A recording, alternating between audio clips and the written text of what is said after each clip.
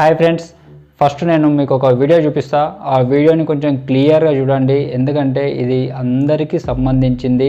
ప్రతి ఒకరికి ఏమన్నా అయ్యిందంటే ఇంటి ఇల్లాలు అందరూ సఫర్ కావాలి. కాబట్టి ఒక్కసారి ఈ వీడియో చూడండి. వీడియో చూసిన తర్వాత మనం మాట్లాడుకుందాం దీని గురించి.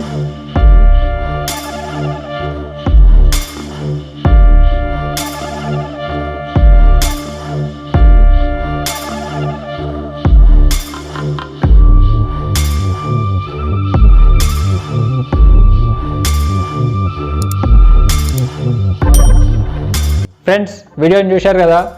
కారు హైవేలో పోతున్న తర్వాత అతనికి రెస్టారెంట్ కనిపించి సడన్గా లెఫ్ట్ ఇండికేటర్ వేసింది. ఇంకొకటి కారు ఉన్నది అవతల సైడ్ ఉన్నది, రోడ్కి అవతల సైడ్ ఉన్నది, ఇవతల సైడ్ రెస్టారెంట్ కనిపించినాక ఎందుకంటే పక్కన లారీ లాగినాయి. అతను కూడా రెస్టారెంట్లోకి పోవాలనుకున్నాడు.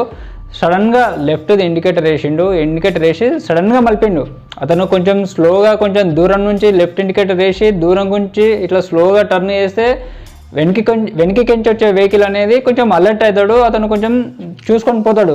కానీ అతను సడన్గా ఇండికేటర్ వేసి మలిపేసరికి వెనక్కి ఓల్వో బస్సు వస్తున్నది. ఆ బస్సులు చాలా స్పీడ్ వస్తాయి, మామూలుగా స్పీడ్ రావు, ఆ బస్సులు చాలా స్పీడ్ వస్తాయి. అతను కార్ని తప్పించాలంటే ట్రై చేసి కట్ చేసేసరికి ముంగల ఉన్న లారీలు ఆగి ఉన్నాయి. ఆగి ఉన్న లారీని వచ్చి కొట్టేసిండు. అది లారీ కూడా హెవీ వెయిట్ తోటి ఉంది కాబట్టి అది లారీ కూడా అనాథం ఇట్లా ఆ బస్సు అంత స్పీడ్ తోటి వచ్చి కొట్టేసరికి లారీ కూడా అనాథం పల్టి పడింది. ఈ యాక్సిడెంట్ జడ్చర్ల దగ్గర జరిగింది. దీంట్లో 2 చనిపోయారు, చాలామంది గాయపడ్డారు. ఒకవేళ కారు పెద్ద కొంచెము సేఫ్టీ ఉంది అనుకొని అతను మలిపిననుకో, అదే స్పీడ్లో బైకు, ఇప్పుడు బస్సు వచ్చిన స్పీడ్లో బైకులు వచ్చిండ్రు అనుకో, ఒక బైకు ఫ్యామిలీ వచ్చిందనుకో, ఆ కారుకి గుద్దుకుంటే ఆ కారుకి ఏం కాకుండా వచ్చు. కానీ బైకు వాళ్ళు ఫ్యామిలీ అయితే మొత్తం ఆడనే స్పాట్ అయిపోతారు కదా. ఎందుకంటే ఇప్పుడు కారు అతను చేసిన తప్పుకి ఇట్లా బలి కావాల్సి వస్తున్నది.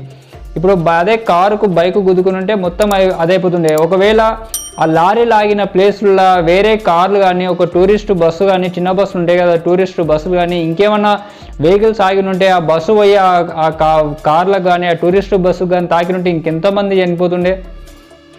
ఒకవేళ ఆర్టీసీ బస్సే ఆగి ఉన్నదనుకో, దానికి తాకితే ఎంతమంది చనిపోతుండే. ఒకవేళ రోడ్ యువతల సైడ్లో ఏమన్నా చిన్న వెహికల్స్ పోతున్నా కానీ ఆ లారీ యువతలకి పడింది. అట్లా మొన్న ఆల్రెడీ ఒక ఇన్సిడెంట్ అయింది. ఒక కంటైనర్ ఒక కారు మీద పడి అందులో ఉన్న వాళ్ళు మొత్తం 6 మంది స్పాట్లో అదైపోయారు.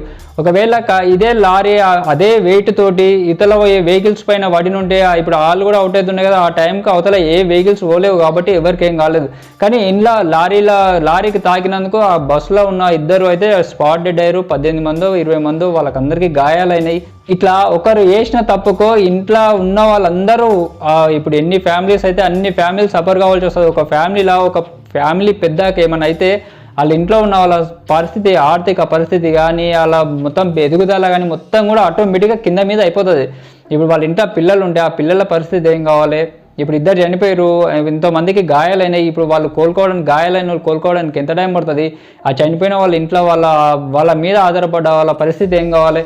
దయచేసి రోడ్డు మీద పోయేటప్పుడు కొంచెం చూడండి, ఇండికేటర్ కొంచెం దూరం కించే వేయండి. వేసి వెనకకించి ఏమైనా వస్తున్నాయా లేవా అబ్జర్వ్ చేసుకొని టర్న్ కాండి, స్లోగా టర్న్ కాండి. అండ్ రోడ్డు పక్కన ఇప్పుడు లారీలు ఆపిరు, అట్లా ఆపకండి. రోడ్డు మీద ఏ వెహికల్స్ కూడా ఆపకండి. రోడ్డు దిగండి, కంప్లీట్గా రోడ్డు దిగిన తర్వాత కొంచెం దూరం ఆపుకోండి, కానీ రోడ్డు మీద మాత్రం ఆపకండి. ఇట్లా చాలా యాక్సిడెంట్ అవుతున్నాయి. చాలామంది ఇంజ్యూర్ అవుతున్నారు, చాలామంది చనిపోతున్నారు. తెలిసి చేసిన చిన్న తప్పులకే చాలా పెద్ద యాక్సిడెంట్లు అవుతున్నాయి. దానివల్ల చాలా పెద్దగా కోల్పోవాల్సి వస్తుంది. కాబట్టి కొంచెం జాగ్రత్తగా నడపండి, జాగ్రత్తగా వెళ్ళండి.